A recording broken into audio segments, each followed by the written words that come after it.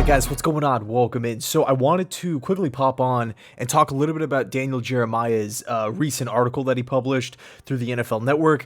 He kind of went through a list of the top rookies chosen in this past draft class, gave a best case scenario and a worst case scenario for this upcoming season, along with stat predictions. Okay, now here's where it gets really interesting, because he broke down two rookies from the Jets. First up, wide receiver Garrett Wilson. His best case scenario is that he's targeted more by Zach Wilson over guys like Elijah Moore, Corey Davis. And because those guys are on the field, it would then open up doors and opportunities for Wilson to have success. Okay, realistically, defensive coordinators cannot shut down and neutralize every single pass catcher. Now, the worst case scenario is where Zach Wilson fails to improve, he fails to grow as a quarterback, and he doesn't improve upon his accuracy, which would in turn cause the entire offense to stall out.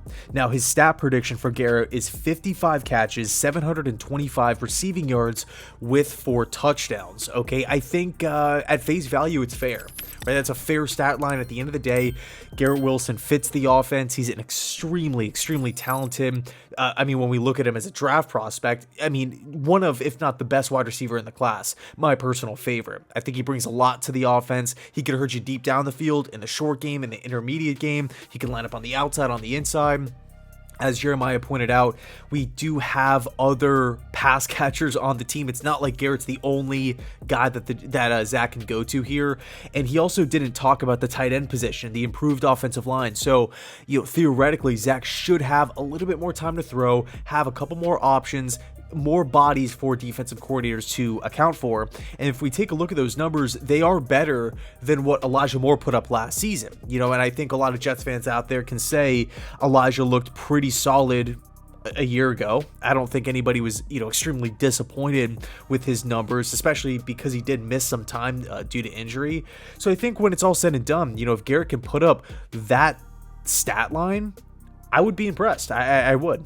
Okay, so here's where it gets really interesting. When Jeremiah broke down Breece Hall, in the best case scenario, he said not only could Hall be a Pro Bowler in year 1, but he also goes on to say that Hall has all the tools in the world to be a top 5 running back in the game of football. Okay, he also points out that Michael Carter would have somewhat of a complementary style of role, so it wouldn't be a 50-50 split of carries, it would be more of a 70-30 type of deal.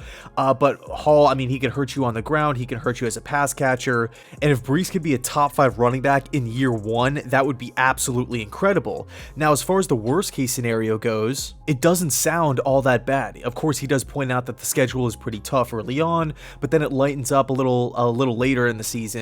But even with that schedule being so daunting, because of Hall's talents and because of the system that the Jets have in place, where they want to establish the run, they want to really feed running backs the football, get in the third and shorts, work off of the play action, get that short passing game going, Hall could still have a successful rookie season, right? In the worst case scenario that Jeremiah pointed out. When we look at the stat line, this is where it gets nuts. 250 carries, 1,150 rushing yards with 8 touchdowns on the ground. He then pairs that with 55 catches, 500 receiving yards with 4 touchdowns through the air.